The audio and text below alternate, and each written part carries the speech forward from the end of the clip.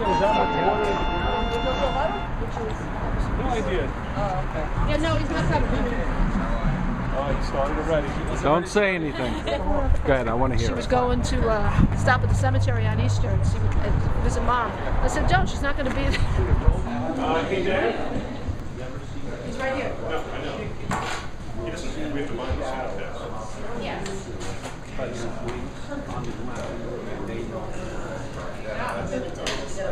think you have to put this back. You're right.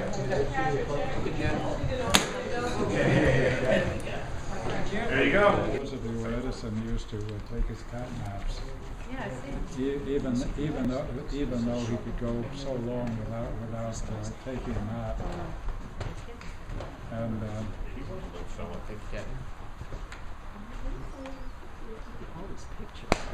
in the old days, all of these little alcoves were filled with boxes of documents.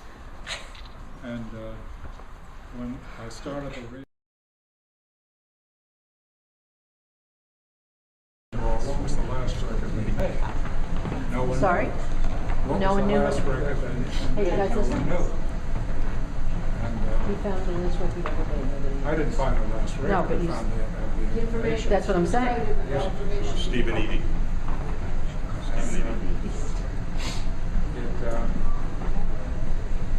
Then when I come, we got the car and come out here, you take Central Avenue, which you later learned was no place to take. No. Because this was part of the area which they had the race riots. Oh. But there was a storage warehouse right on the way. And so we'd go in there and look. I found a lot of those postcards that I finally gave to Jennifer in case she ever wanted to sell them on eBay. And at the same time, I found some Edison records there, some of the lateral cut records which were only made from July 1st to October 31st of 29. What does lateral cut mean? Yeah, what does lateral cut mean, Dad? Edison recorded basically by cutting with a stylus that went up and down. Berliner, who developed the lateral cut method, the stylus went sideways. Now Edison always felt that vertical cut was much more efficient and stuck with it. And also when he wanted to issue a record, he had diddled and daddled for so long. By the time he was ready to go into it, he was afraid that he'd be attacked patent-wise. So he stuck with the system he used with the cylinders, which were up and down, to the disc. But the reason the disc was so unusual is that he didn't want any vibration. And so the records were made that thick in order to prevent vibration. Wow. What did you say?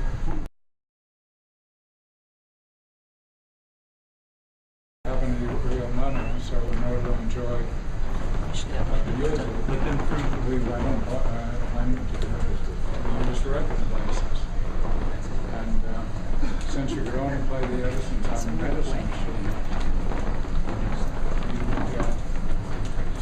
you would come across a lot of the records all at once.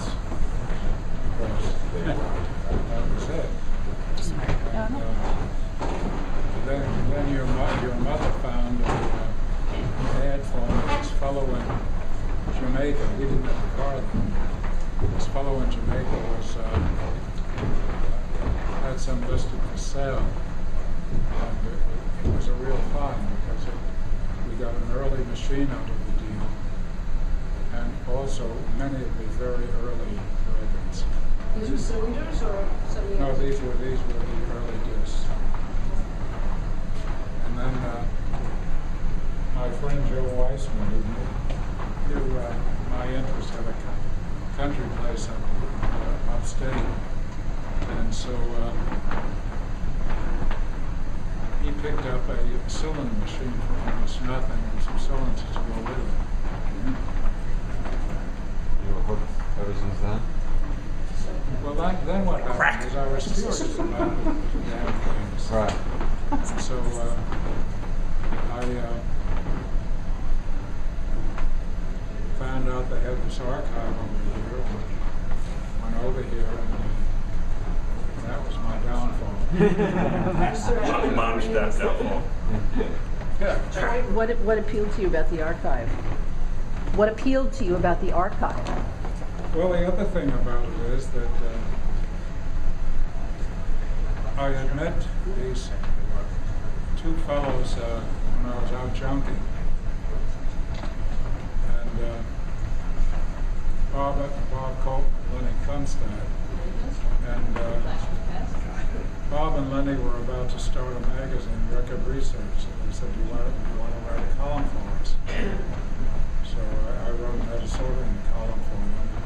In order to supply that, I used to have to come over here and do research.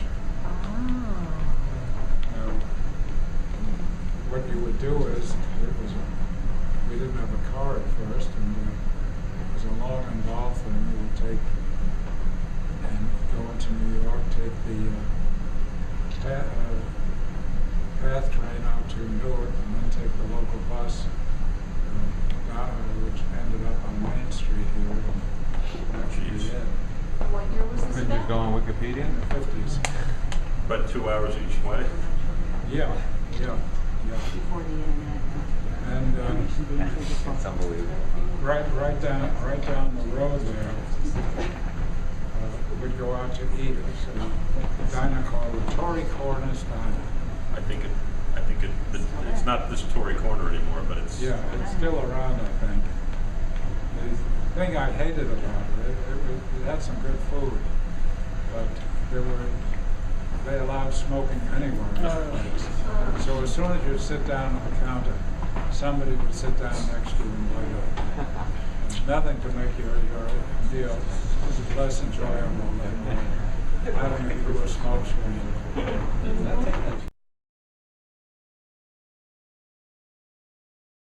They simply have copies of every recording that they made. They made thousands of different recordings. And the two pictures here represent a couple of different eras in this room. This is an earlier picture from the 1890s showing an isolation booth of some kind, but we don't know for sure what this is, but it's probably an isolation booth, and a hole for a recording cone.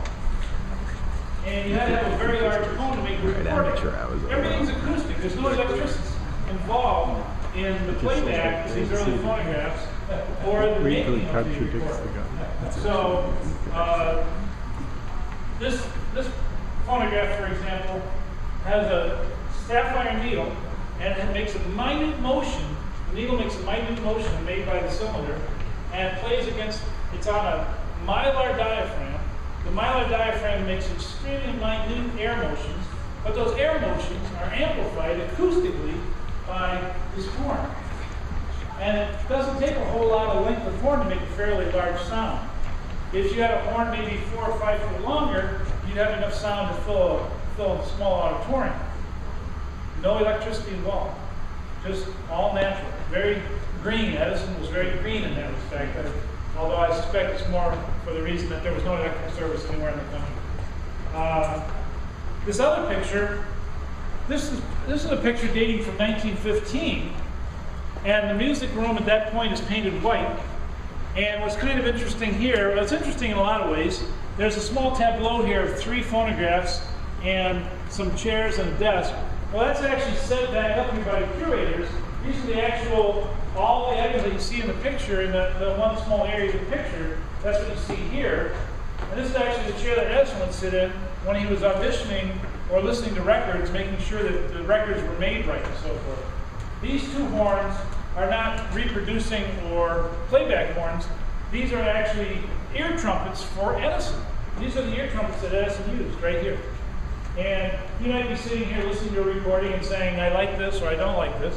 He was deaf. He was 90% deaf in one ear and 70% deaf in the other ear. So that makes the fact that he was the person responsible for picking out the artists and picking out the performances, that makes it even more astounding. Now, he had a bias against popular music, as any old person does, of any era. So he didn't like to put any jazz recordings, which were the popular music of the time, on his label. That was one of the reasons that his label sort of sold fewer and fewer records. His label also had, he kept his cylinders a lot longer than other companies did. He switched to discs about 5 years after the other companies switched to discs. So that was a little bit of resistance on his part. But a big part of the problem was that the two playback systems, the Victrola and the Columbia systems, used lateral recording, and his system used Hill and Dale recording. And the reason for that is the people that came up with the lateral system didn't want to pay royalties on Edison's patents. And the patent office actually granted a patent on this second type of recording, which was 99.99% exactly the same as Edison's. So they basically stole his idea from him, and he was never properly compensated because the patent office was stupid enough to grant a patent for essentially the same invention. Another notable thing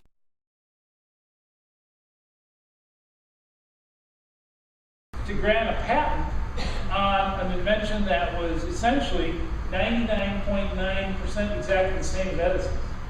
And that was a real tragedy because Edison lost out. He basically had his invention stolen from him. He continued to produce recordings made with Hill and Dale technology, but this competing technology, patented by Emil Berliner, was basically stealing, but the patent office didn't recognize it because it was too advanced technology for the time. So this got Edison thinking and realizing that this could be a commercial item.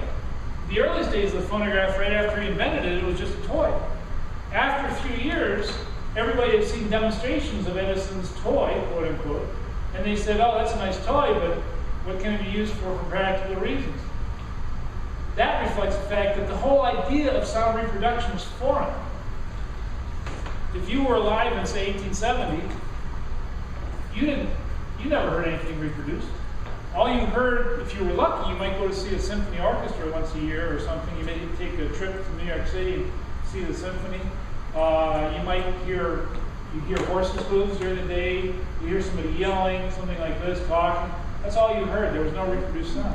So the whole idea of reproduced sound was foreign to people's experience.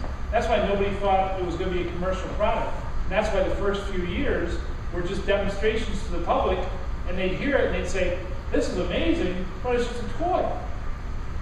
After these other companies came up with the idea to commercialize it and came up with this alternate recording technology of lateral recording, then Edison got back in the picture, made improved versions of his Hill and Dale players, and went from wax, which was the earliest medium, which only lasted a few playings, to early versions of plastic with phenolic and cellulose-based plastics. This blue amberol disc, which is all the ones we have here, is actually creation of Edison's chemistry work. Edison, before he was in this picture, are women and one African American.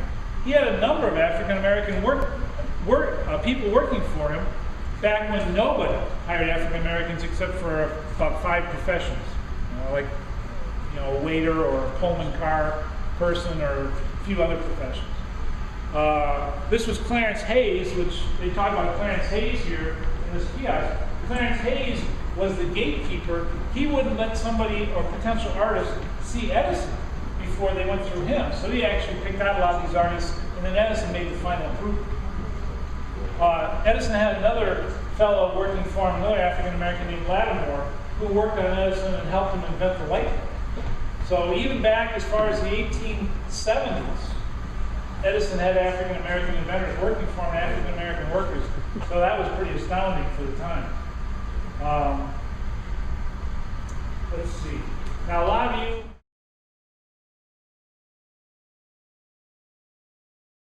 Ranger, and if you can't find one at the visitor center, there'll be one. They can always answer your questions. Ray Wile. What's that?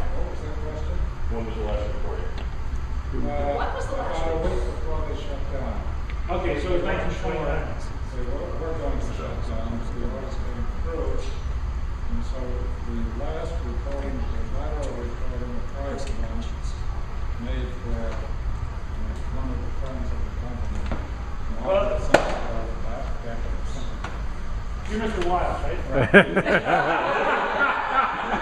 Those of you who aren't with Mr. Wile's group, this is the Edison historian here who recorded, who made a record of all the recordings made by Edison. So he published a few books accounting for all the recordings when they were made, and the details. So he can answer your question. I didn't want to cut into your act. Well, did I make any mistakes?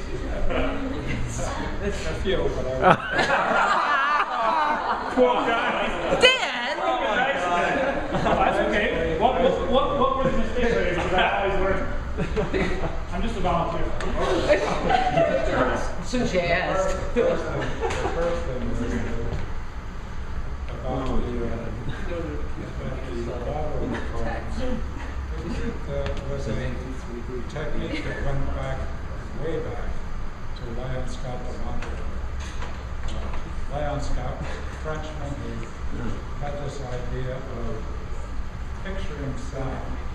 So he would take a cylinder, coat the line, put a scribe on it, and Yeah, I read about him in the special issue of the recording industry. That little thing from 19. also what they've been doing recently. Anybody gets this somebody tape? got the- Don't try. Yeah, you said there was were there some fires here? Yeah. Because I would imagine big Like this to run the internet.